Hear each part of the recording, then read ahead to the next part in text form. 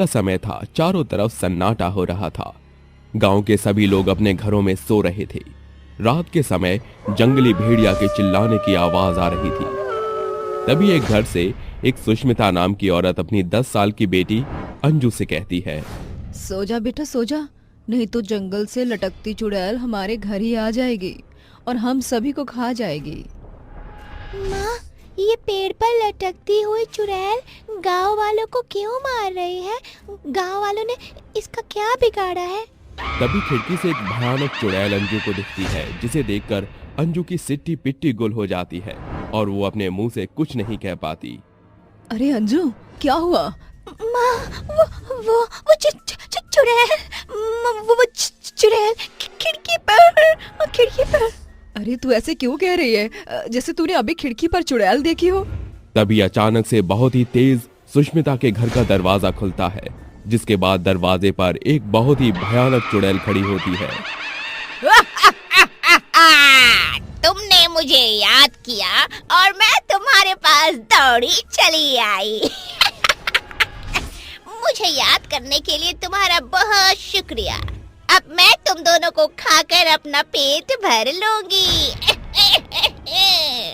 चुड़ैल को देखकर अंजू और सुष्मिता बहुत डर जाते हैं, जिसके बाद सुष्मिता चुड़ैल से कहती है, चुड़ैल हमें छोड़ दो, हमने तुम्हारा क्या बिगाड़ा है? तुम हमसे क्यों अपना बदला ले रही हो? बदला तो मैं सबसे लूंगी और किसी को नहीं छोड़ूंगी। ये कहकर चुड़ैल सुष्मिता और अंजू को खा जाती है और वापस जाकर अपने पेड़ पर लटक जाती है। ये कहानी जबलपुर के एक छोटे से गांव की है, जहां एक मोहिनी नाम की लड़की अपनी सौतेली माँ कौशल्या के साथ रहती थी। मोहिनी बहुत सुंदर थी। वहीं दूसरी तरफ मोहिनी की सौतेली बहन चांदनी सुंदर तो थी, लेकिन मोहिनी से कम, जिसकी वजह से चांदनी अपनी माँ कौशल्या के साथ मिलकर मोहिनी पर बहुत अत्याचार किया करती थी। एक दिन कौशल्या मोहिनी से आकर कहती है, मोहिनी, अरे ओ मोहिनी, कहाँ मर गई तू? जल्दी से मेरे पास आ, तुझे कुछ बताना है। आई माँ, बस रसोई में थोड़ा सा काम कर रही थी। बोलो, क्या बात है? तेरी छोटी बहन चांदनी को लड़के देखने वाले आ रहे हैं आज। मैं जानती हूँ कि तू चांदनी से बड़ी है, लेकिन तू जानती है ना हम तेरे से पहले चांदनी की शादी क्यों करना चाहते हैं? हाँ, मैं जानती हूँ माँ। मैं मेहमानों के सामने बिल्कुल नहीं आऊंगी माँ। जा, अब जाकर मेहमानों के लिए खाना बना ले। बेचारी मोहिनी रसोई में जाकर खाना बनाने लगती है। कुछ ही देर में मेहमान आ जाते हैं। तभी कौशल्या राजीव से कहती है, अरे बेटा राजीव, तुम्हें हमारी बेटी चांदनी कैसी लगी? राजीव कुछ कह नहीं पाता कि तभी कौशल्या चांदनी को कहती है, अरे चांदनी, जरा राजीव को नाश्ता तो दो। जैसे ही चांदनी चाय का कप उठाकर राजीव को देती है, वो चाय का कप गलती से राजीव की पैंट पर गिर जाता है, जिसके बाद चांदनी कहती है, मुझे माफ कर दीजिए, मुझसे गलती हो गई। आप इसे बाथरूम में जाकर साफ कर लीजिए। बाथरूम आगे से राइट में है। राजीव वॉशरूम ढूंढता ढूंढता मोहिनी के पास पहुंच जाता है, जहां वो उसे किचन में खाना बनाते हुए देखता है। जैसे ही राजीव मोहिनी को देखता है, वो मोहिनी की आंखों में खो जाता है। राजीव को मोहिनी से पहली नजर में ही प्यार हो जाता है, जिसके बाद वो सबके पास आता है और सबसे कहता है, मैं आपकी बेटी से शादी करने के लिए तैयार हूं। ये सुनकर सभी लोग बहुत खुश हो जाते हैं कि तभी राजीव कहता है, लेकिन मैं आपकी बड़ी बेटी से शादी करना चाहता हूं, जो रसोई में खाना बना रही है। राजीव की बात सुनकर सभी अचंभित रह जाते हैं कि तभी राजीव मोहिनी को बुलाने के लिए कहता है, जिसके बाद मोहिनी सबके सामने आती है। राजीव के माता पिता भी मोहिनी को देखते ही पसंद कर लेते हैं और उसके रिश्ते के लिए कहते हैं, हम अपने बेटे के फैसले पर खुश हैं। हम आपकी बड़ी बेटी से अपने बेटे का रिश्ता करवाना चाहते हैं। क्या आपको यह रिश्ता मंजूर है? कौशल्या को ना कहते हुए भी रिश्ते के लिए हामी भरनी पड़ती है।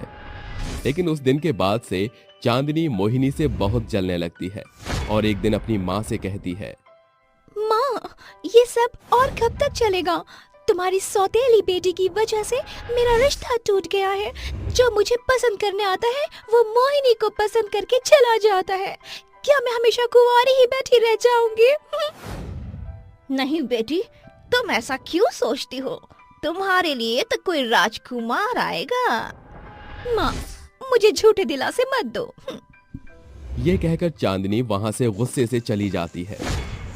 वहीं दूसरी तरफ राजीव उसी घर पर आ जाता है और कौशल्या से कहता है, माँ जी, मैं अपनी होने वाली पत्नी को कुछ समय अपने साथ में ले जाना चाहता हूँ, अगर आपकी इजाजत हो तो।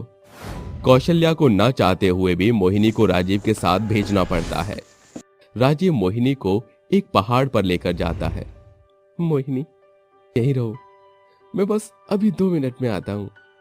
राजीव के जाने के बाद मोहिनी वहां अपनी एक सेल्फी लेने लगती है, लेकिन तभी अचानक से उसका पैर फिसल जाता है। वो गिरने वाली होती है कि इतने में सामने से चांदनी आकर उसे पकड़ने वाली होती है।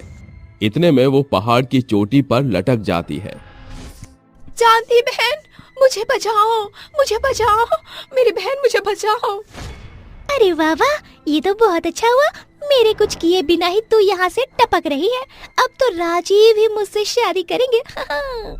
चांदनी ये कहकर वहां से चली जाती है। वहीं दूसरी तरफ मोहिनी पहाड़ से गिरकर एक पेड़ पर लटक जाती है और उसकी मृत्यु हो जाती है, जिसके बाद मोहिनी एक भयानक चुड़ैल बन जाती है और हमेशा उसी पेड़ पर लटकती रहती है। नहीं छोड़ूंगी किसी को, नहीं छोड़ूंगी, सबसे बदला लेके रहूंगी। बहुत सताया है तुमने मुझे, लेकिन अब और नहीं, मैं तुमसे अपना बदला लेकर ही रहूंगी। चांदनी और कौशल्या जैसे ही मोहिनी की चुड़ैल को देखती है तो वो बहुत डर जाती है। चुड़ैल? ये तो मोहिनी की चुड़ैल है। हे भगवान, मोहिनी चुड़ैल कब बनी? माँ, मोहिनी चुड़ैल है, वो मर चुकी है, वो अब हमसे बदला लेने आई है। चुड़ैल दोनों की गर्दन पकड़कर उनके शरीर से उनकी गर्दन अलग कर देती है। आज मेरे दिल को शांति मिली है। इन्होंने मेरे साथ बिल्कुल भी अच्छा नहीं किया था। उस दिन के बाद से चुड़ैल गांव के पेड़ों पर लटकना शुरू कर देती है। एक दिन चुड़ैल पेड़ पर लटकती हुई कुएं के पास देख रही थी कि तभी रात के समय कुएं पर एक माँ और उसकी बेटी दिखाई देती है, जिसके बाद वो उन दोनों को मारने के लिए उनके पास जाती है। अरे वाह, आज तो मेरा शिकार खुद मेरे पास चलकर आया है। चुड़ैल उन्हें मारने के लिए जाती ही है, इतने में कुएं के पीछे से एक तांत्रिक बाबा और राजीव निकलकर बाहर आते हैं। रुक जाओ मोहिनी, तुम ये ठीक नहीं कर रही हो। तुम्हारी वजह से बहुत बेकसूर लोग मारे जा रहे हैं। तू कौन होता है मुझे रोकने वाला? चल जा यहाँ से, मुझे मेरा बदला पूरा करना है। चुड़ैल, तू जानती नहीं है मैं तेरा क्या हाल करूँगा। मैं बहुत शक्तिशाली हूँ, तुझे मेरी ताकत का अंदाजा भी नहीं है। चुड़ैल, तूने एक तांत्रिक को ललकार कर अच्छा नहीं किया। अब देख मैं तेरा क्या हाल करता हूँ। तांत्रिक बाबा अपने मन में कुछ मंत्र पढ़ने लगते हैं, जिसके बाद चुड़ैल धीरे धीरे कमजोर पड़ने लगती है, जिसके बाद चुड़ैल अपने आप जलने लगती है। तभी राजीव कहता है, मोहिनी, बहुत हुआ, अब और किसी की जान मत लो और यहाँ से हमेशा हमेशा के लिए चले जाओ और हम गांव वालों को शांति से जीने दो। तभी मोहिनी की आत्मा को चुड़ैल से मुक्ति मिल जाती है और वो गांव से हमेशा हमेशा के लिए गायब हो जाती है। उस दिन के बाद से गांव वाले खुशी खुशी रहने लगते हैं। सितमगढ़ गांव में रूढ़िवादी कुछ गांव वाले रहा करते थे। उस गांव में अगर किसी भी औरत की बेटी होती तो उस औरत को गांव से निकाल दिया जाता। ऐसे एक बार सुमन राजू के साथ शादी करके सितमगढ़ में आती है। कुछ महीनों बाद उसको जुड़वा बेटी हो जाती है। गांव का मुखिया बेटी का नाम सुनते ही सुमन के पास आता है। ए सुमन, तूने जुड़वा बेटी को जन्म दिया है, इसलिए अब गांव की प्रथा के हिसाब से तुझे भी इस गांव को छोड़कर जाना होगा। नहीं, मैं अपने पति का घर छोड़कर कहीं नहीं जाऊंगी। तू हमसे बहस नहीं कर सकती, समझी? और अगर तुमने हमसे बहस करी तो इसका अंजाम तुझे भुगतना होगा। सुमन उसकी बातों का जवाब नहीं देती और चुपचाप अपनी जुड़वा दोनों बेटियों को लेकर अपने घर के अंदर चली जाती है और दरवाजा बंद कर देती है। ये देखकर मुखिया को शर्मिंदगी महसूस होती है और वो उसके सास ससुर से बोलता है, तुम लोगों ने अपनी बहू को सिर पर चढ़ा रखा है। उसे तो तमीज भी नहीं है कि मुखिया से किस तरह से बात की जाती है।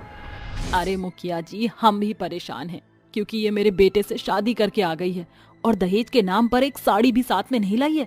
पता नहीं मेरे बेटे ने इस करमजली में क्या देख लिया जो उसके पीछे इतना पागल है। हमें तो समझ नहीं आ रहा कि हम इस मनहूस और करमजली से कैसे छुटकारा पाए मुखिया जी। तुम बस रात होने दो, मैं इस कलमुही को मार के कहीं दफना दूंगा, किसी को कुछ भी पता नहीं चलेगा। और तुम अपने बेटे से ये बात छुपा के रखना और बोल देना कि वो किसी पराये मर्द के साथ भाग गई है। थोड़ी देर बाद रात हो जाती है और मुखिया सुमन की सास और ससुर के साथ सुमन के कमरे में आते हैं और उसके सिर पर पीछे से वार कर देते हैं, जिसकी वजह से वो बेहोश हो जाती है। उन लोगों को लगता है कि सुमन मर गई है और वो तीनों सुमन को उठाकर अपने घर के पीछे वाले पीपल के पेड़ के पास उसके शरीर को दफना देते हैं। अगली सुबह राजू अपनी बेटियों को उठाकर अपनी माँ से पूछता है, माँ, सुमन कहाँ गई मेरी दोनों बच्चियों को छोड़कर? देखो कितना रो रही हैं ये। क्या बताऊं बेटा, पता नहीं तूने कैसी लड़की से शादी करी थी। तू जब काम के लिए बाहर गया था तब वह औरत अपने दोनों बच्चों को छोड़कर किसी पराये मर्द के साथ भाग गई और उसने हमारे पूरे परिवार का मुंह काला करवा दिया है। वो इतना बोल ही रही थी कि तभी तेज तेज हवा चलने लगती है और अचानक कुत्ते के रोने की आवाज आने लगती है।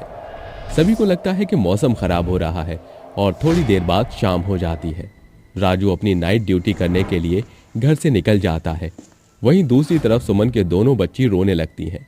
उनके रोने की आवाज सुनकर सास बोलती है, ओहो, अब इस बच्चों का क्या करें?